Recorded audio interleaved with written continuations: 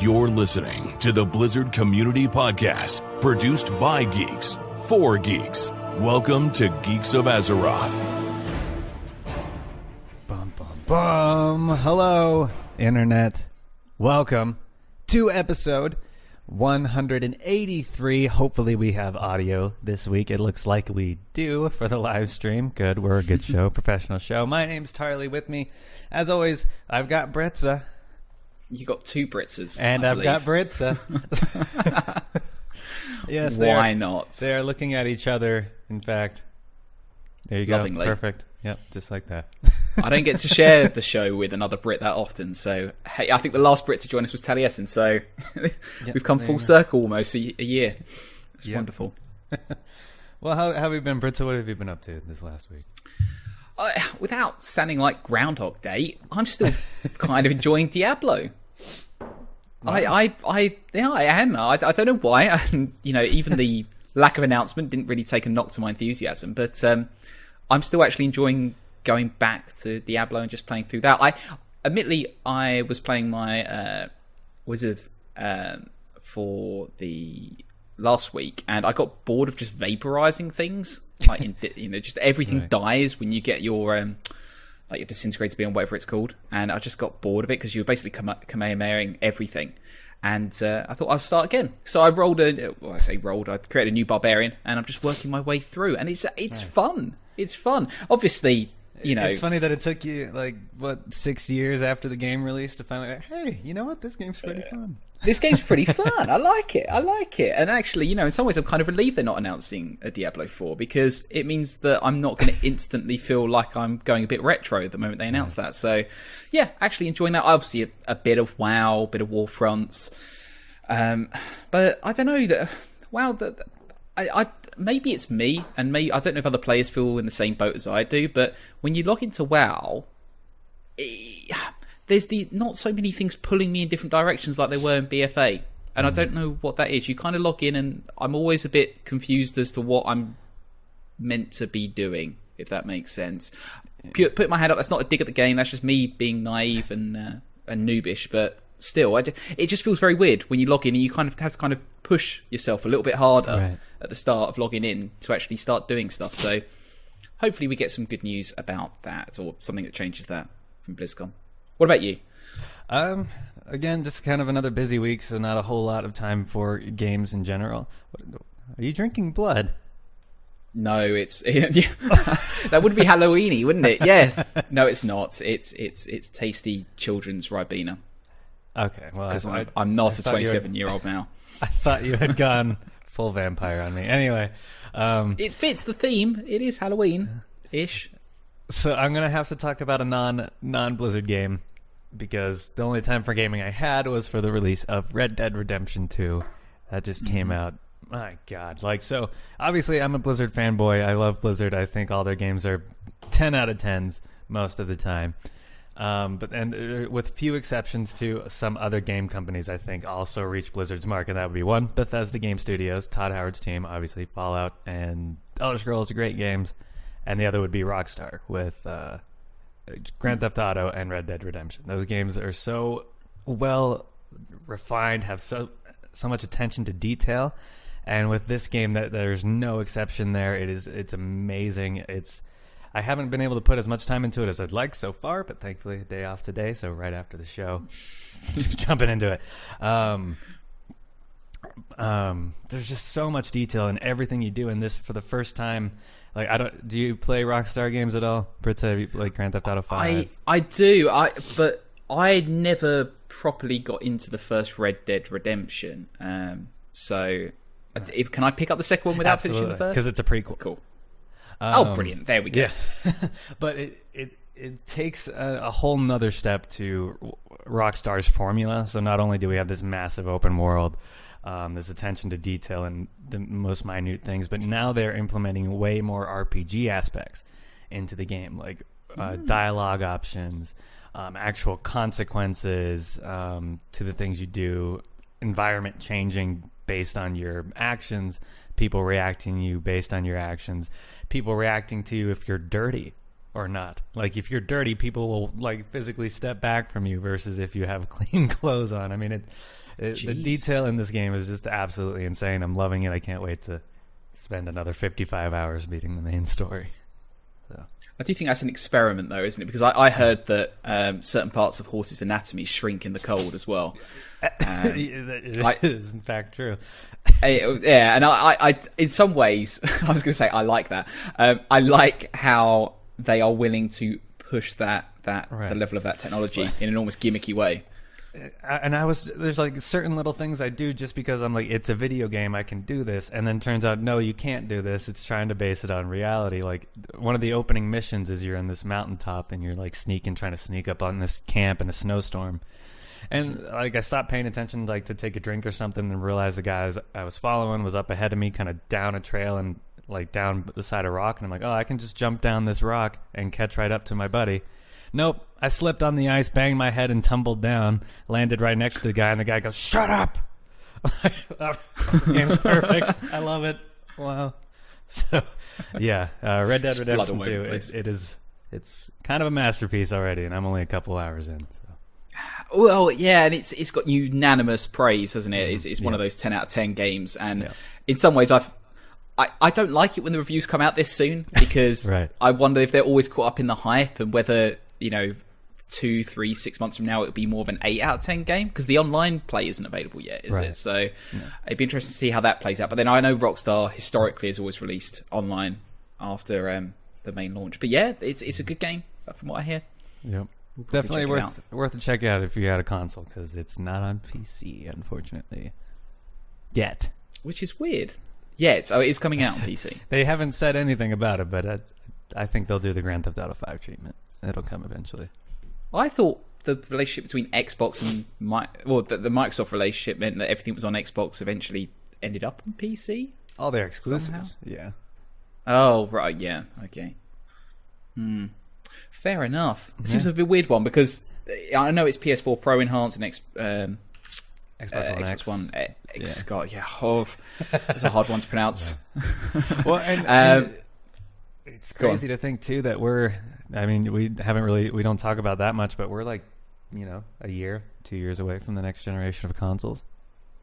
I know, and I look at my Xbox One and my PS4 Pro and sit there and think, I haven't justified buying you at all.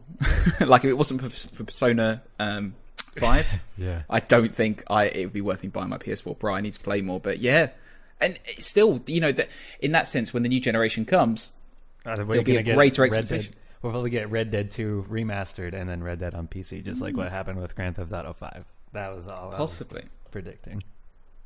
Well, it's just the technology, just being able to process so much more. You were talking about how AI adapts to your appearance and things like that. That will become more of a staple as games get more ambitious, but they need the platform to do it on. But to flip it and a little bit hint to Blizzard, if other games are doing it, your platform games need to do the same. Like, honestly, who's going to buy like a Diablo 3 looking game for their PS5 Pro when everything else is just like absolutely looking incredible and doing so many cool, innovative things? And similarly, Overwatch will have to innovate a little bit, I imagine. Or at least they'll have the platform to do more innovative things. But then again, Overwatch isn't really in the same league as Red Dead.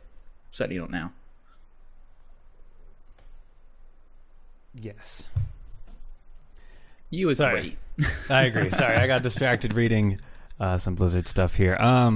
So before we're gonna be talking all about our predictions for BlizzCon, but we do have some news to talk about. So one, of course, talking about Classic WoW demo is back in the news again. They kind of detailed exactly what we were going to be getting at BlizzCon.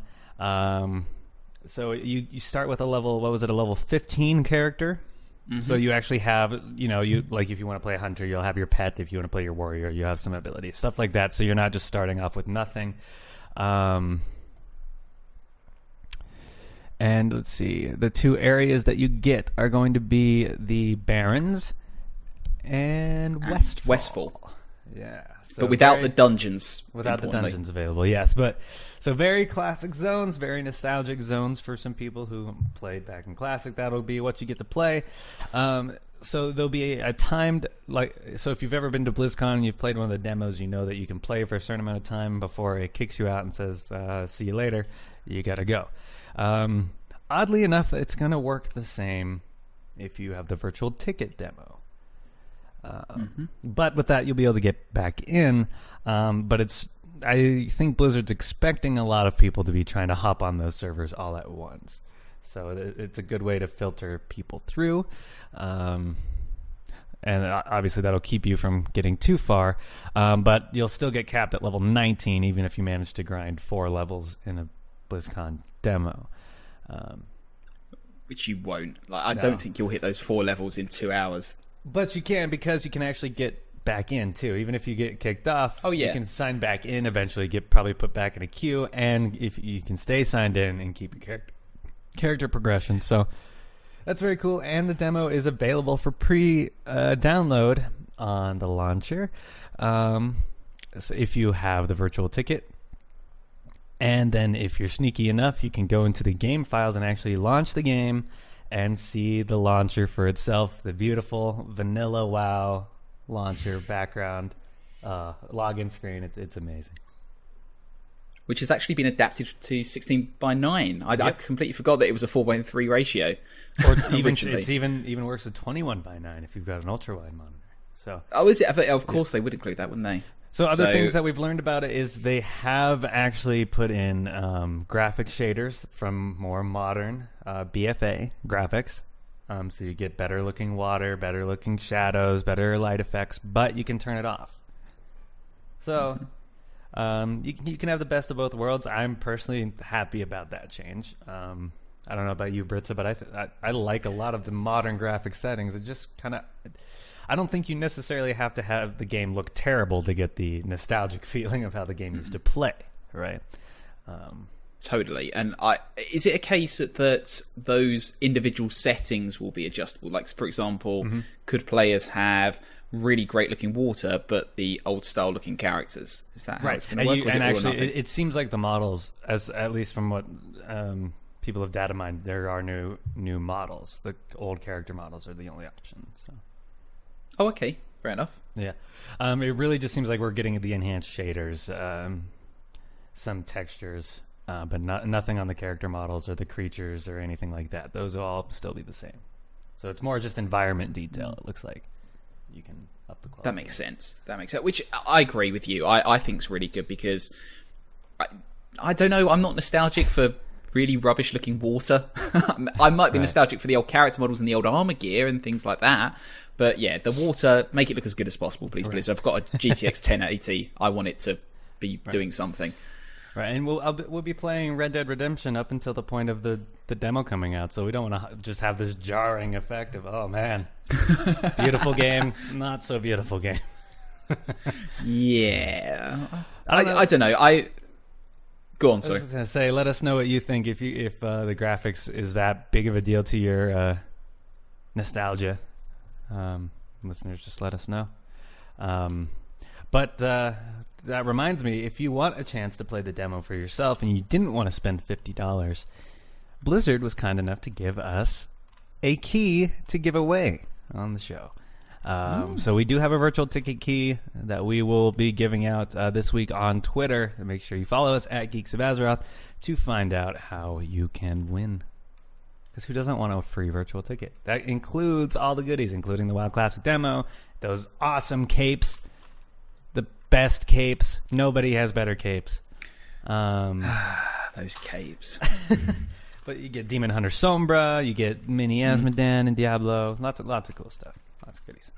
It's not a bad package, to be honest, actually. I know we haven't really talked about the virtual tickets, the rest of the goodies, but it's not bad, to be honest. I know when it first opened up, we thought, how's this going to go? But it's okay. It's okay.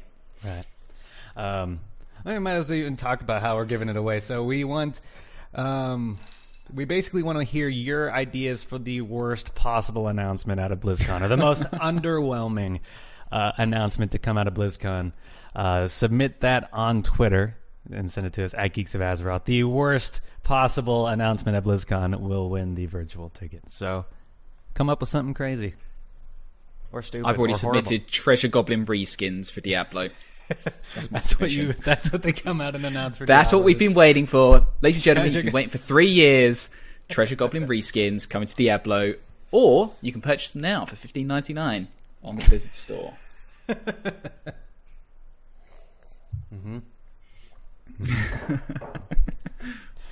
But they expire after 30 minutes, so you have to buy them again. Yes, or they just keep running away. All right, moving on. Blizzard and Facebook Gaming are teaming up again. Why? Yeah, I include this because I know we were both going to slam it pretty hard. But basically, BlizzCon Blizzard through BlizzCon has partnered up with Facebook Gaming. So the opening ceremony is going to go on Facebook, and as well as a few gaming creator channels. And Blizzard is saying, well, if you watch these channels via Facebook, then there's a chance for you to win a number of awards. So starting October 25th, which was a couple of days ago, and continuing all the way up to BlizzCon, if you tune in to any of the participating broadcasts, you get a chance to win either a BlizzCon virtual ticket, a $10 off the $10 discount off the BlizzCon 2018 goodie bag, or 20% off all the BlizzCon 2018 merchandise. But to be eligible, you need to be logged into your Facebook account and watch each broadcast for 10 minutes. And then if you're selected as a winner, you'll have a limited time to claim your reward in chat, which is the absolute worst way to force someone to claim a reward. You know, just scrolling through that endless maze of rubbish. And then once claimed, you can get a code to redeem via Facebook Messenger. So the participating channels, you've got Panzer from Trade Chat, you've got Pamela Horton, Gaming Curios, O'Nickel, loads of others. But it's I just don't like this approach to marketing. Like, just sticking this not very good carrot at the end of what? Well, go on, Tyler. You go into it before I start ranting. I don't. It's just. This is obviously a reach out on Facebook's part to get something. So they're like, "Hey, Blizzard, come on, what do you got? We'll give you some money. What do you got? Give us something here," because this is Facebook trying to compete with a service that they can't compete with, i.e., Twitch and YouTube. I don't know. It's weird. I mean, Blizzard should have known by how much of a disaster the one Heroes of the Dorm tournament was that was exclusive on Facebook. I think they would have learned by now. But, I mean, that being said, Panzer from Trade Chat, she used to be exclusive on YouTube as a WoW YouTuber, and now she's actually exclusive to Facebook. So they must work out somehow. Yeah. Again, I think Facebook, it's trying to throw its weight into the game maybe one last time. I don't know how many times it's going to try this. But for me, it's just it just comes across deceptive, because the idea that, for one, people aren't going to watch for 10 minutes. They're going to log in, walk away, go make a sandwich, do something useful, and then log out after 10 minutes so that they're eligible. And two, Blizzard and Facebook are just going to tell their investors that people have watched 50 billion trillion hours of stuff on Facebook, just on Facebook in general. And it's not true. I just don't think that... I think this is just a gimmick to try and cheat investors and tell them that more people have watched stuff more regularly and more often than they really have. And on top of it, Blizzard, if you scroll through Twitch chat, those people generally like anonymity. There we go. There's the word. I can't even say it. Anonymity. I mean, you look at Twitch chat. Does that scream people who want their Facebook accounts linked to that stuff? No. I don't think so. So, yeah. I don't know. It's interesting. Well, I guess good for the creators, at least. This is good for the people who use Facebook gaming, right? I mean, that's got to be at least an upside. It's good for them. Promotes their channels. I don't know. I think there's still a big issue, isn't there, with linking up our Facebook accounts with gaming communities. Like, I don't react to when Blizzard says, "Oh, share your WoW screenshots on Twitter and Facebook." Well, I'm not sharing especially that with my because old teachers. Facebook is like kind of your grandma's social media now at this point. I mean, like, we've all moved on to Instagram and Snapchat and Twitch and whatever. Like, I don't know. Facebook's just old and dying. Well, yeah, in a sense it is, because, you know, if my nan was someone like that old lady who plays Skyrim, like, every day, like that really famous YouTube, she's got thousands and thousands of subs, then yeah, maybe I'd share my stuff there, but, like, I don't know, I like to keep my gaming life separate from my personal life, and I think a vast majority of people are the same, but yet Blizzard seems intent in making us, you know, tell our ex-girlfriends about how much fun we're having on Battle for Azeroth. And I'm like, I don't really want to do that, Blizzard, but good try. Good try. Yeah. Well, we'll see. Hopefully, they just stop trying, but something tells me they're gonna keep on kicking somehow. Yeah. Facebook gaming, hashtag Facebook gaming, make it trending. Well, I think you summed it up perfectly by pointing out that Panzer's on there, and no criticism of Panzer. If she wants to be there, she wants to be there. But I think Facebook can pull the creators there, and the audiences will. I mean, imagine someone like Talias and Nevertell said we're only going to do Facebook. I think people would follow them. Maybe not as many people, but certainly enough to justify it. So Blizzard will keep following where they think their content creators are, and the content creators will go wherever they think the money is, to be quite frank. So Facebook's still got enough money to justify it, I think. Yeah, for now. They haven't asked us yet, though, have they? So never mind. Look, sorry about the video feed, everybody. Looks like Britza, you're kind of cutting in and out there. Your audio's fine. You just keep freezing. Oh, okay. So, at least that's good. So we finally have a week before we get confirmation of the closing band, and once again, just not feeling all that upset that I'm missing it. So it's actually 3 bands. So we got Hodor from Game of Thrones. He's a DJ. We've got Lindsey Sterling, the dubstep violinist, and Train. They're still making music, apparently. What was that one song they had recently that kind of got them back into the charts? See, I typed Train into Google, and now I've got pictures of trains up. I'm obviously very smart. I don't know. Hey Soul Sister, that was it. Yeah, right, yeah. And that was like in 2010, 2011? Yeah, 2009, buddy. Oh, wow. 2009. Wow. So they've had recent music in 2016. Sweet Jesus. Oh, man. Oh. It's going to be good. But I understand they're all going to be on separate stages, slightly overlapping, so you can feasibly see all of them, but you're going to have to time it pretty well to see all 3. I don't know how that works. Because I thought the whole point of the band was it brought everyone together for one last thing. Right. Exactly. So doing it on 3 different stages, I don't know. I think this is just like, we couldn't get a big band. Let's just get 3. Yeah, 3. That'll blow everybody out of the water. That's kind of what it. We don't know Linkin Park, no Ozzy Osbourne. So Train. Yeah, Hodor. Train. Hodor. I mean, Christian Nairn's actually he plays WoW. He got into the news. Well, no, he starred on I think Scott Johnson's show. Yeah, he's a big WoW player. He's a big Blizzard gamer. He was at BlizzCon before, actually, at the 2 years ago, I think, the BlizzCon X, the 10th BlizzCon, which was also the 20th anniversary of Blizzard or whatever. He was actually at that outside party DJing. So yeah, he's been at BlizzCon before.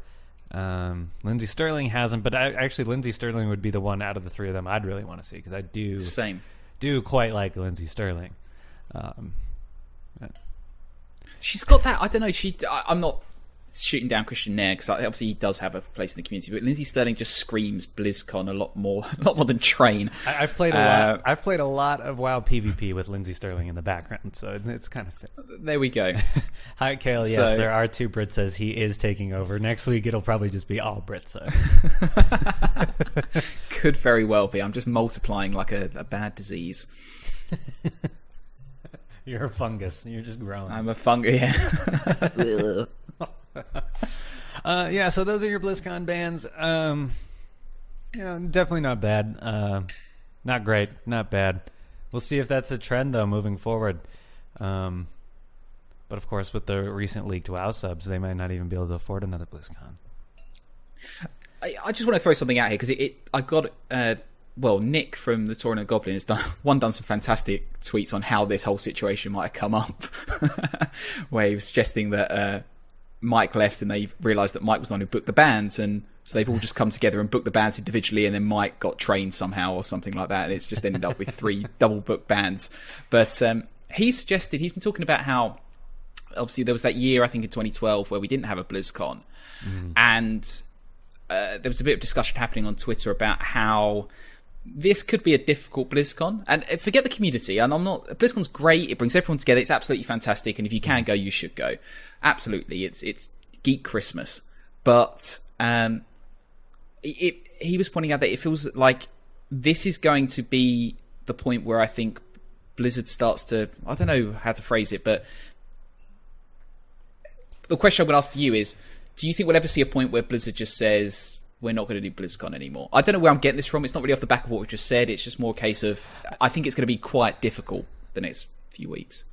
Yeah, I don't know if we've reached the point where Blizzard's going to say no more BlizzCon, but I think this might be one of the crystal ball shattering BlizzCons. Like, if you've been to BlizzCon, you know it's just this magical event. You're just there because of the community, and it's all hype, and it's all just yay announcements and stuff.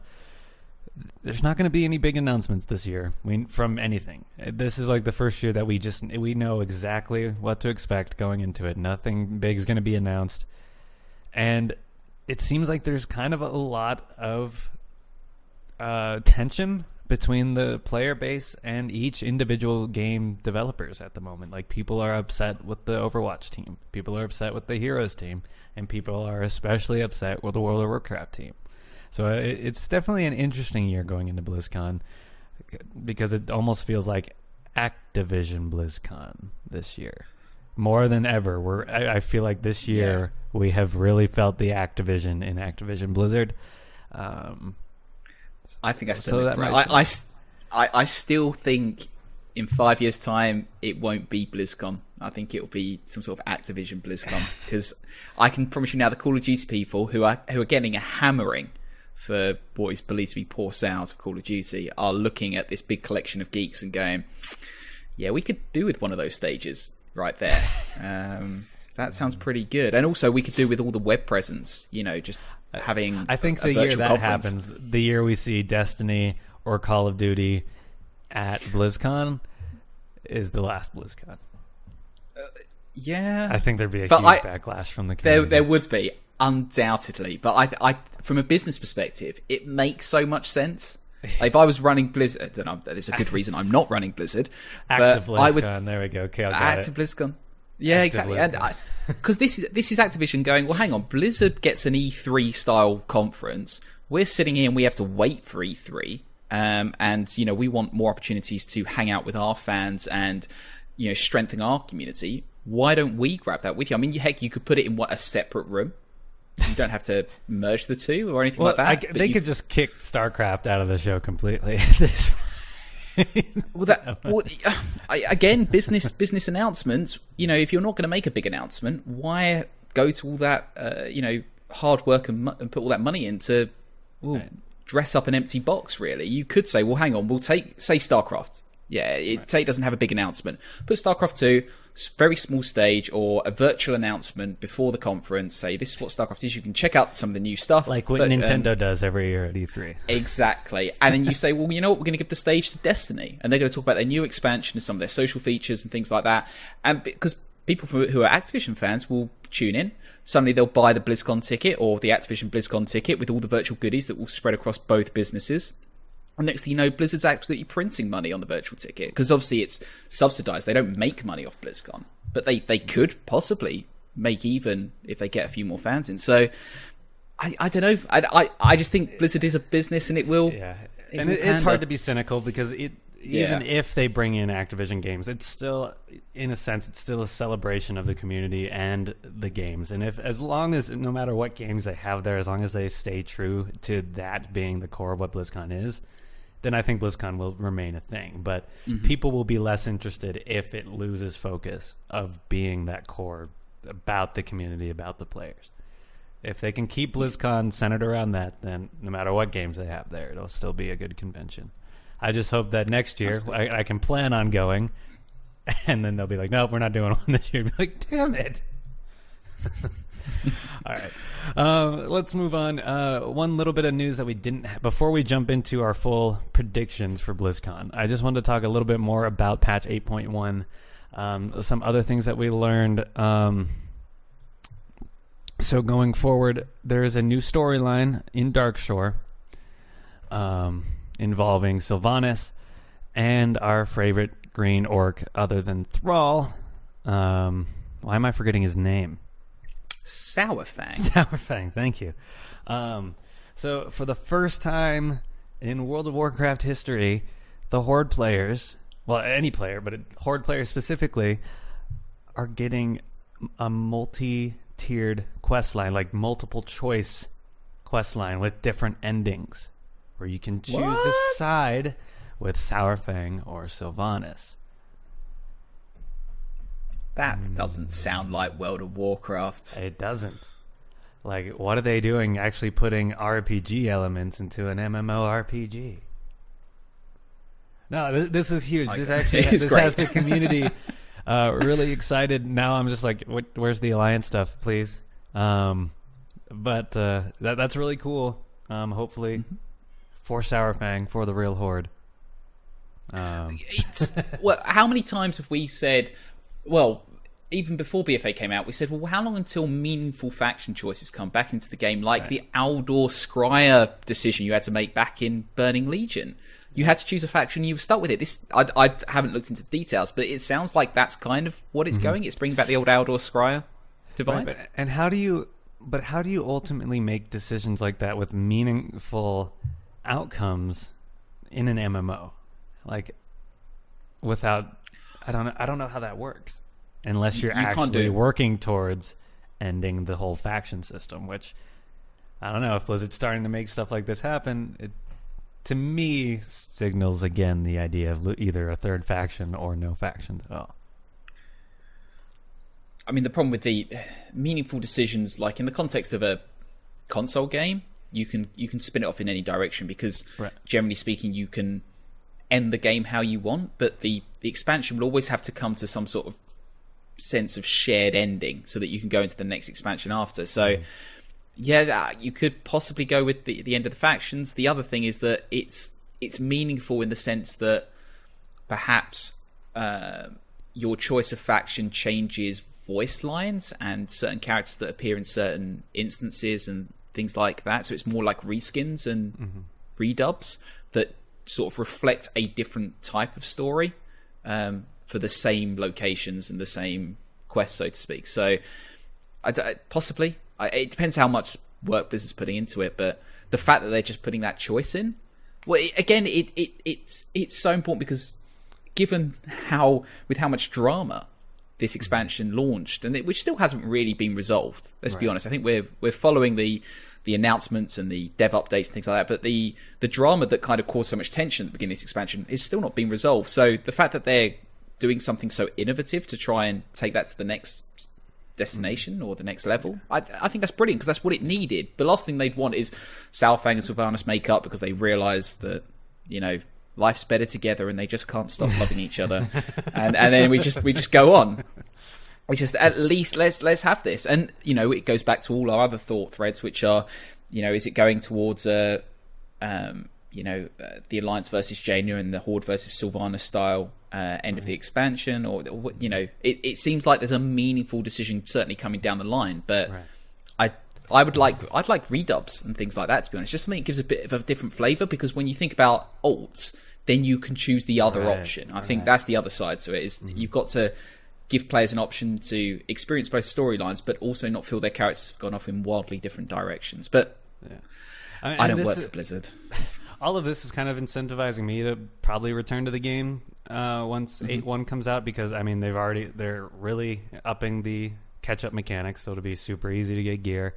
They're increasing the rep rewards, so if you're going to play an alt, you don't have to grind all these reps again. They're account bound. That's awesome. And now there's different storylines to play, or these new storylines, and of course the new Battle for Dazar'alor raid. 8.1 starting to look more and more appealing. Might actually hop back into World of Warcraft. Give it a second go. Third, fourth, fifth, however many goes I've given this game.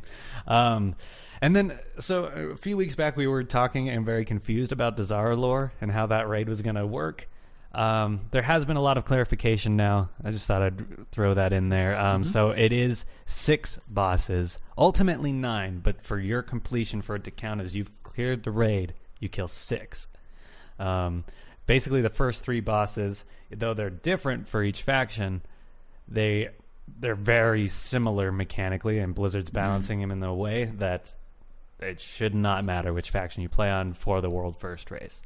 The option to do the other 3 bosses is just purely optional. Like, it's not something required. You don't get different loot tables because of that. It's just a purely optional if you want to see what those boss fights look like. You're not getting more progression if you're doing 9 bosses a week instead of 6. Okay, so that's good. that's how it works. For the clarification, I'd love to see that. Well, I'll save predictions for predictions, but I'm looking forward to seeing what they talk about at BlizzCon. The other bit of news, you pointed out that on our chat there was some Overwatch reveals.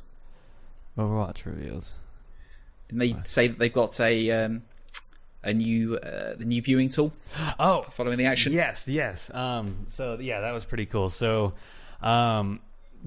this is probably, I mean, this already exists in Fortnite in a sense, but they are working towards a replay system. People have been asking about this forever. They're finally eventually going to be implementing a full replay system into Overwatch, so you can go back and watch your games and analyze from any angle, free camera style. But the way that they are first testing this system is even better than that. I don't think I've ever seen it in a game except for League of Legends.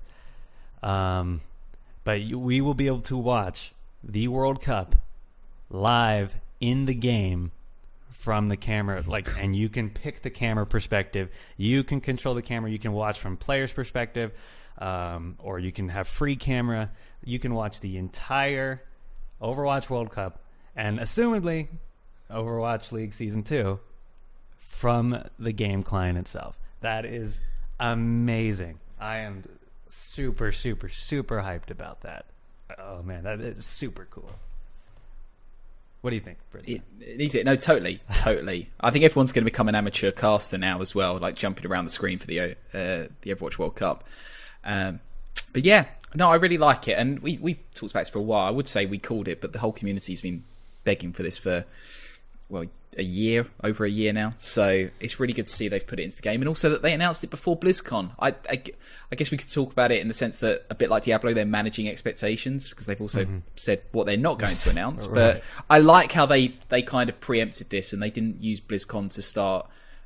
Also, they didn't take up valuable BlizzCon time talking about this feature. They just got it out there early, and so really good news from Overwatch. Yeah, I just wonder if you'll be able to get the commentary in the game client. Well, I was just thinking about that and wondering if it would make sense, but it would, because they're still going to be talking about team plays and dive mechanics, and even if your screen's stuck on someone else, I guess it's still relevant info, isn't it, at the end of the day?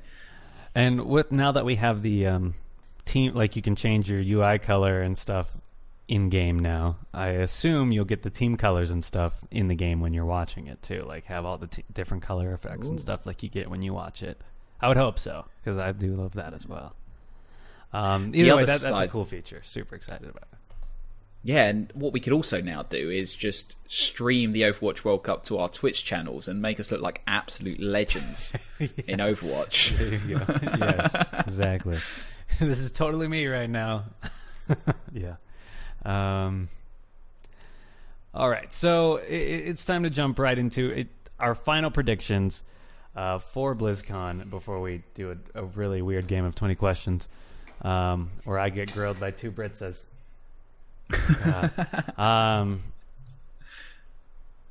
So I guess let's go game by game, starting with the most important game, the one that everybody knows there's going to be stuff announced for. That would be StarCraft 2. I don't. It might surprise us. It might surprise us. It might, but again, if there's anything announced, it'll be another co-op commander and maybe more skins in a battle chest type thing. But yeah, they're the only game missing from the main stage, aren't they? So yeah, they don't even get a main stager. So well, I would say there's 3 games that are going to be very predictable, or 4 games actually that are pretty predictable. We're going to get so yeah, the StarCraft, we just got that out of the way. Then 2 new heroes in Heroes of the Storm, right? Mm-hmm. Like predictable. New hero in Overwatch and a new expansion in Hearthstone. Yep. I think that'll be the 3rd, won't it? Sorry. Yeah, I just think that those ones are all very easy to call, but the details of which, of course, are not. So let's talking about Heroes of the Storm a minute. What you pay more attention to that game than I do. What do you think the game needs right now? What kind of heroes do you think we're going to get? See, I'm not going to pretend I'm as close to the meta as perhaps I used to be. I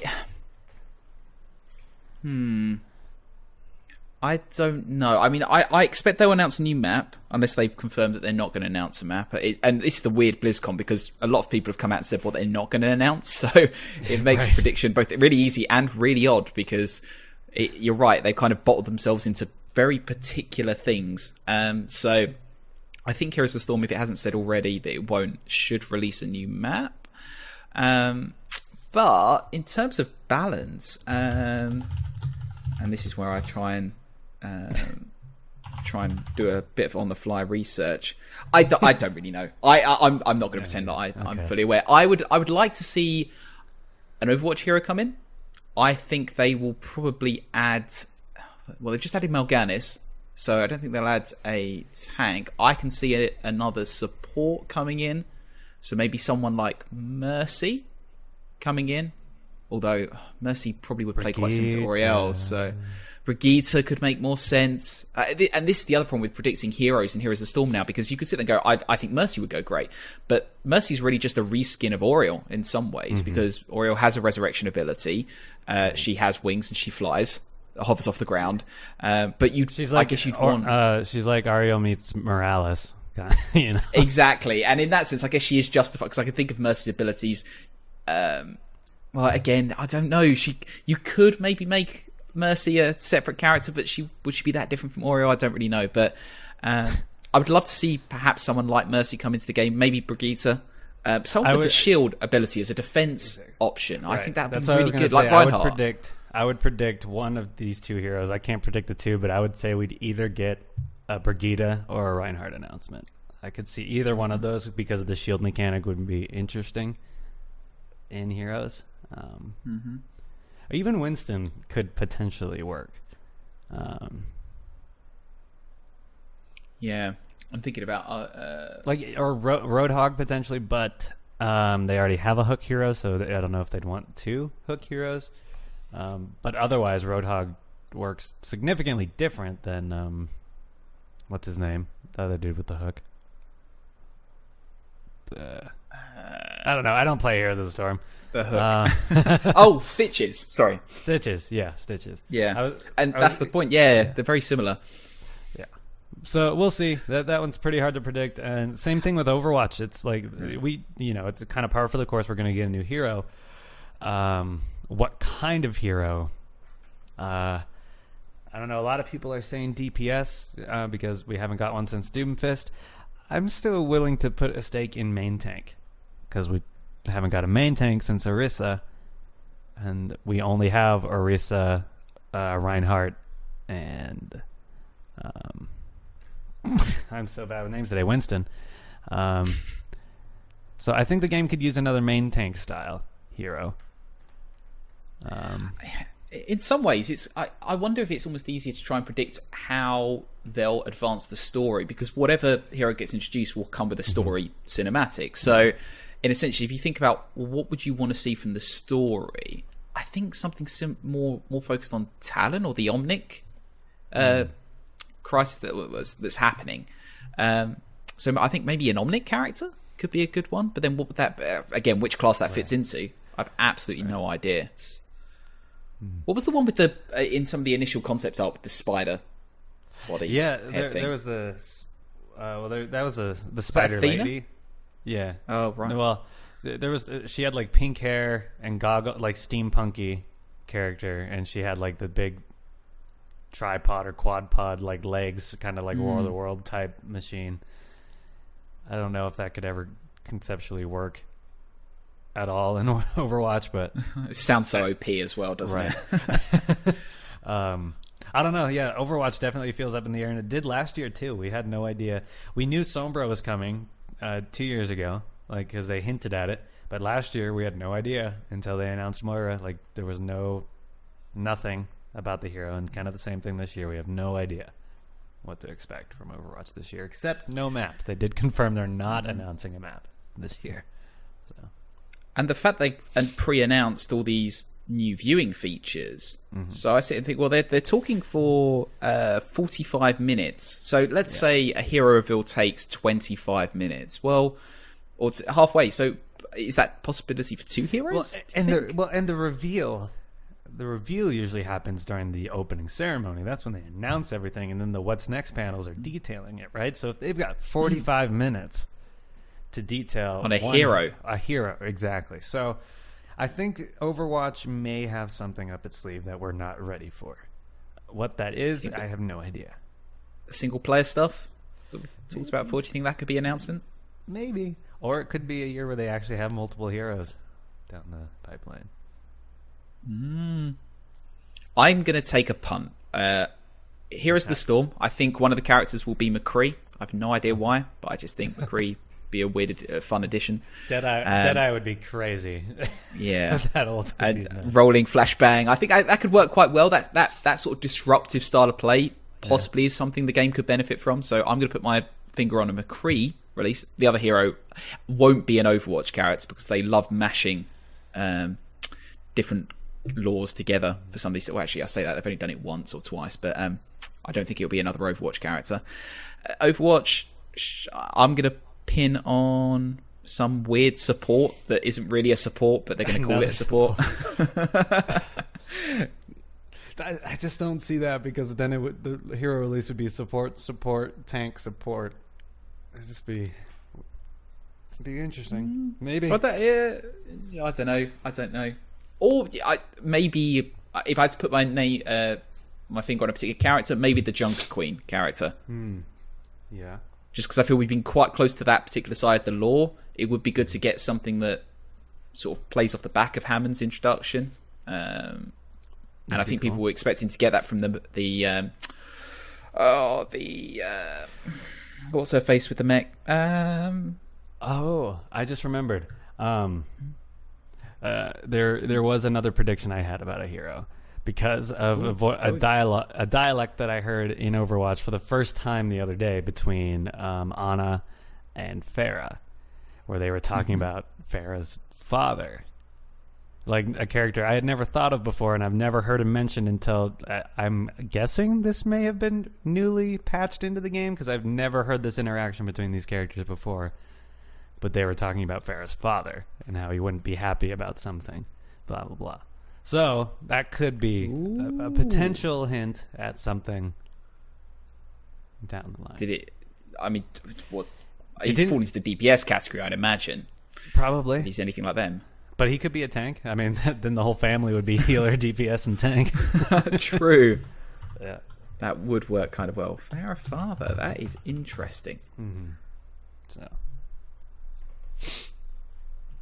And he was actually I'm just glancing through, he appears in one of the comics by the looks of it, the Uprising comics. So though not much is known.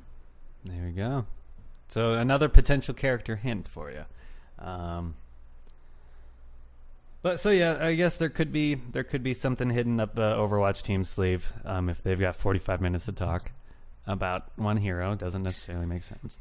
Hearthstone, of course, none of us on the show are really big Hearthstone players, so we can't contribute to that conversation a whole lot other than there'll be a new expansion, and we will cover it, we will talk about it, whatever we learn about it. But is that going to be it's kind of hard. Yeah, I agree. I think it's weird and wonderful. with Hearthstone. I mean, the whole point is that it's supposed to be unpredictable in some ways what they bring in. But is this going to be the last in the current year, or do they? I'm right. They announce the new year, don't they? Coming. Oh no, that's done separately. Sorry. Oh, Go on. We're losing you again, Britza. Can you hear me? Britza is a robot. Hopefully, I'll come back. It kind of sounds like you have autotune. You should just sing us a song. You talk about Hearthstone or not? Well, let's skip over Hearthstone and let's. People are still predicting Blizzard's going to announce their new mobile game this year. I don't, there's no time for it on the schedule, like nothing allocated to it. That doesn't mean they won't. Obviously, they announced Overwatch at BlizzCon, and that obviously wasn't put on the schedule at all. Yet they did it, and then they had the panels and updated the schedule and all that. But so I do think I'd say it's about like a 75% chance they announce their new mobile game. Definitely think it's possible. Though I don't think it would be a new IP. It would definitely be a mobile game based on an existing franchise. But I don't know, Britza, you think mobile game? I would say it should be. I don't know. I feel really cheeky saying, "Oh, Blizzard should announce it," because they haven't got anything else good to announce, so they should announce a mobile game. But if I was to put my investor hat on, because Blizzard does work for its investors are expecting some sort of mobile app game, because without making a long story even longer, the investors aren't happy with the way Blizzard isn't really making as much money as it used to, or at least it is struggling to make as much money. It's Activision Blizzard overall is not doing well. Call of Duty hasn't done particularly well. World of Warcraft is under 2 million subscribers. Unofficial, we don't know that. Sure but they do get those inklings. The investors get the same inklings that the community gets, and they don't get Blizzard saying no, it's definitely like way higher than that. They get the vacuum, and then they get someone saying our add-on says that there's less than 2 million. So they're thinking, is Blizzard as strong as it is? If Blizzard wants to please them, it's got to come out with a new revenue maker, and mobile games are driving revenue. Investors are seeing Fortnite when Fortnite was going onto some new platforms, Blizzard's share price dropped. It tanked by about 20-25%. So in their minds, they see all these things that are pulling gamers away from Blizzard games and away from the platforms, and they want to see something significant. And I think if they don't announce it at BlizzCon, definitely before June next year, they'll announce this mobile app. But it'd be cool to at least see what it is, even if it's just a reveal cinematic. But then again, that could divide the community just as much, because when other games aren't getting content, then to get a new mobile game, some people might say, well, hang on, I'd rather not have that. I'd rather have the actual Diablo 4 you hyped us up about, or whatever it is. It's almost like you're saying, it's almost like Blizzard needs to announce it, because what else do they have? Like WoW's hemorrhaging currently.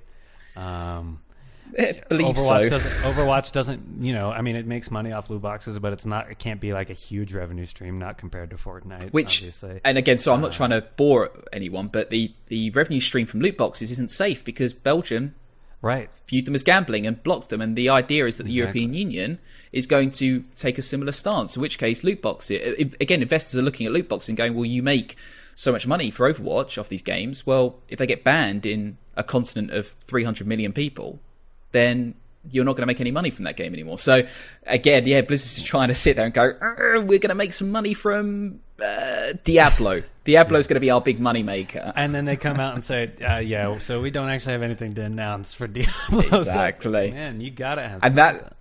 And that's where Goldman Sachs' point's coming, because they said it's either they said it was going to be a WoW mobile app or a Diablo. Yeah.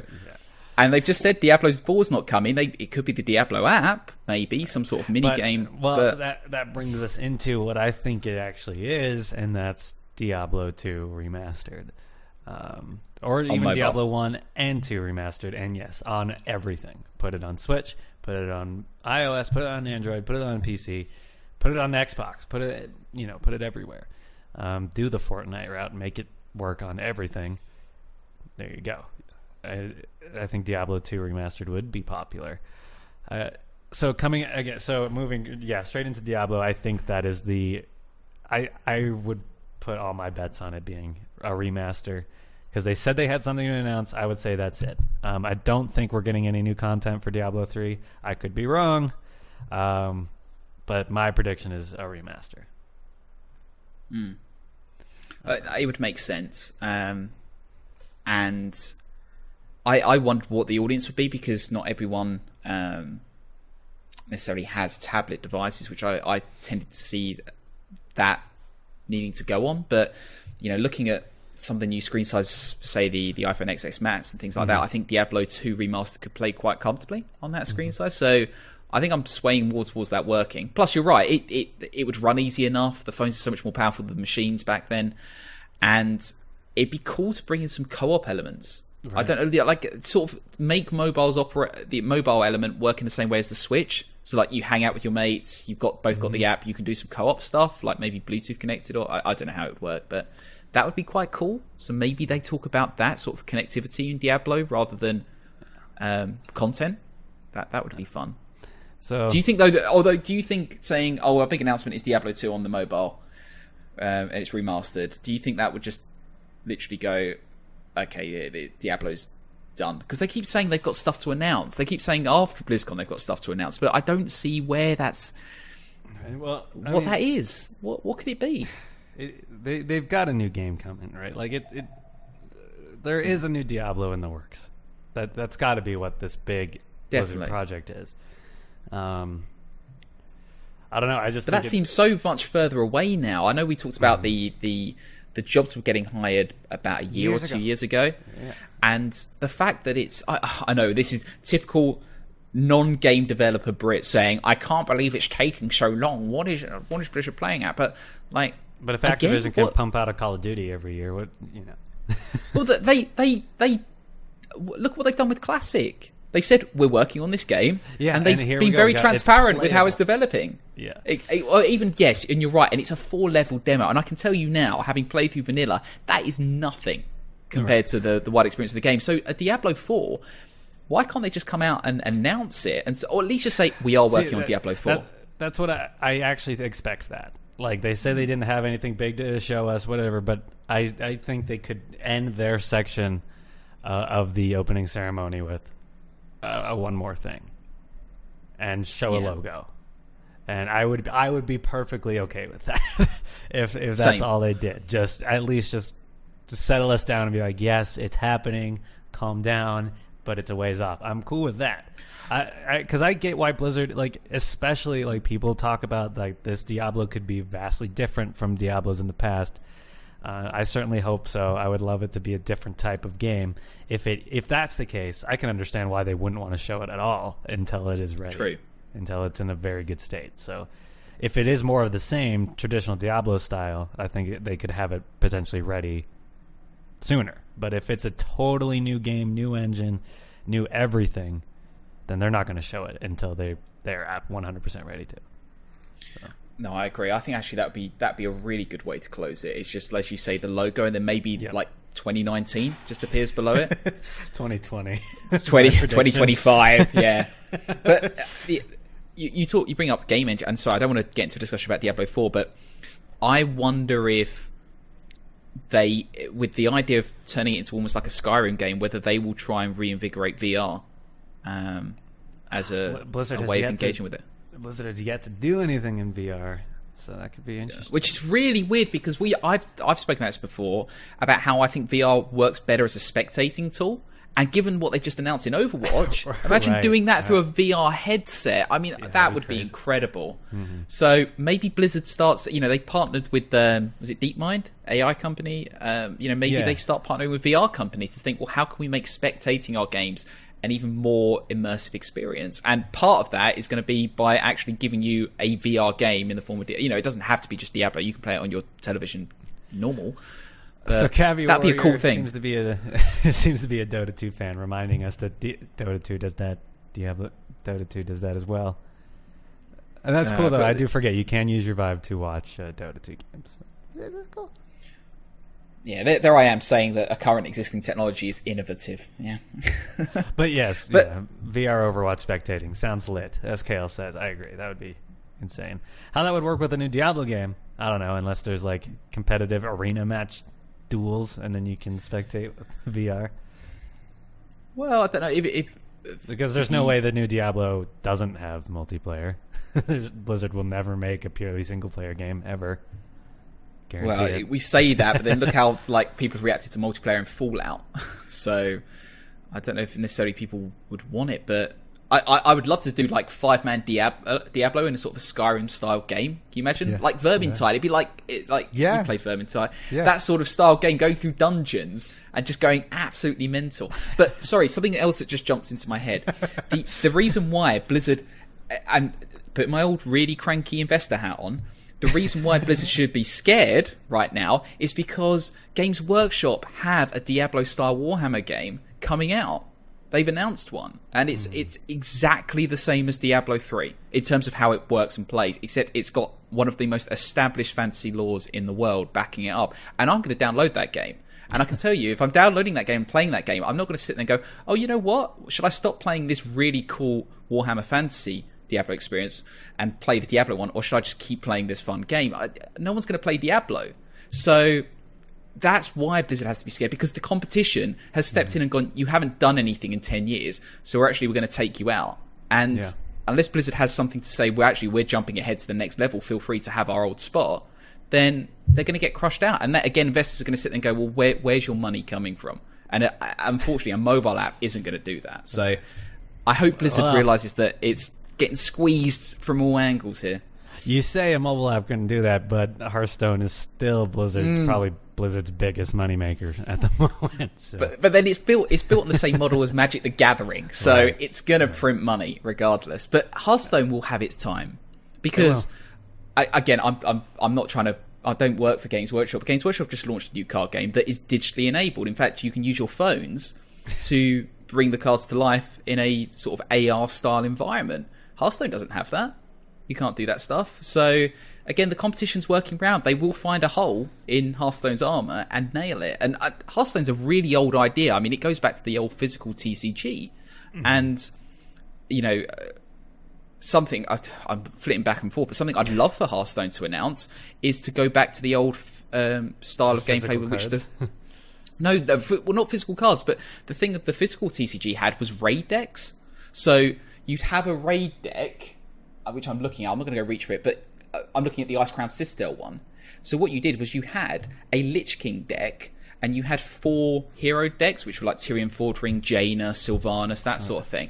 And you played that way. And I think some co-op versus AI gameplay could potentially be something that Hearthstone needs right now. It would get me into Hearthstone. Again, in inverted commas, I've never really been much into it, but that would be a fun thing to announce. Again, I only say that because other people are doing what Hearthstone's doing. So, hey ho. Anyways, I feel like I've ranted, so apologies for that. No, I mean that's fair. I mean, Blizzard has always been known as the company. They're like the Apple of video games. Like they take ideas that other people do, and they do it better. And that's like, I think the last time that really happened was Overwatch. Like, obviously Overwatch was really good, and it kind of broke the shooter genre, like just totally flipped it on its head and was really good, and it's still successful. But Blizzard, since Overwatch, it seems like they've just kind of fallen into a pattern of just consistent releases, nothing new, nothing game-changing, and they're kind of falling stagnant, and the competition's taking advantage. So Blizzard needs to up the ante, I think, and turn something else on its head. Speaking of turning something on its head, last but not least, World of Warcraft, they really need to come out on their presentation swinging. Like, they just need to flip the game on its head, really, because the people are upset. This expansion sucks. They're saying Warlords was better than this. Arguably, it was. What do you think they need to address first and foremost? Do they need to address the criticism, or do they need to tell us the new features? They need to just say we're deleting Azerite armor. They're not going to do that. They're not going to do that. Azerite armor will be in the game until next expansion. They just need to come out and address players' concerns, I think, first and foremost. Just announce like some sweeping change to the Azeroth system. And then they just need to come out with content. Just come out talking about 8.2. And 8.2 is going to have this, and this, and even hint at 8.3. Just get us prepared for the whole content pipeline of the expansion. Let us know. Get us something to look forward to instead of grinding more Azerite traits. Yeah. So, I don't know. Does that seem a bit too soon, though? I know they announced Battle for Azeroth literally almost a year ago. But thinking about when the game came out, I mean, in terms of a life cycle for this expansion, are we still looking at, 2 years? Year and a half? I would expect so. 8 point. I don't want to invite this game, but 8.2 presumably is going to come out March, April. 8.3 sort of towards the end of 2019, and I guess we'd sit on that for about 6 months. So yeah, okay, fair enough. Yeah, I was just wondering if that makes sense to hear about all of those, but yeah, okay, I can accept that. Yeah, I mean, I expect it to be just like BlizzCon 2016. They'll fully detail 8.2, which they fully detailed 7.2 at that BlizzCon, told us about the Tomb of Sargeras and the island and all that. And then they said, and we're going to Argus later on, right? So that's exactly what I expect. This time we're going to get the full details of the Queen of Shara raid, 8.2, Nazjatar. I'm calling it. We'll get the full details about that, talk about what the world zone will look like, and then a hint of, and Nyalotha or something big for the end of the expansion. So hopefully another Warbringer style cinematic. I'd love to see more of those. Yep, definitely. That'd be cool. That'd be a great closer, I think, for the WoW one. Yeah, we'll probably get another Overwatch cinematic too. I keep forgetting. Yeah, definitely we'll get cinematics all over the place. That's what they do at BlizzCon. So I would expect a new Overwatch one because we haven't had one since the Reinhardt one last year. Yeah, just is that they'll the probably last... want to distract. No, it was the May, not May one. Sorry.